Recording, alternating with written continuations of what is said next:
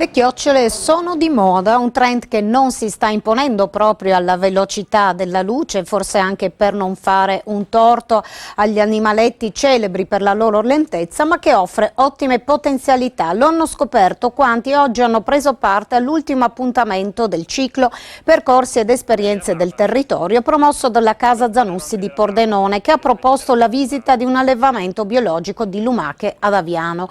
Il mercato alimentare legato alla lumaca bio è in crescita. La chiocciola, per essere tale, deve ovviamente alimentarsi esclusivamente con verdura biologica certificata, ma anche le proprietà cosmetiche e terapeutiche della bava di lumaca trovano sempre più estimatrici sul mercato. La seconda tappa dell'escursione di Casa Zanussi, dedicata ai bioagricoltori, ha riscoperto invece l'arnica, nota dall'antichità per le sue proprietà antinfiammatorie e analgesiche. Il fiore giallo dei prati di montagna è sempre più ricercato e può rappresentare una fonte di guadagno e valore aggiunto all'interno di un'azienda agricola a conduzione familiare, come accade appunto sul Piancavallo, dove è stato scelto di coltivare l'arnica senza diserbanti o concimi chimici.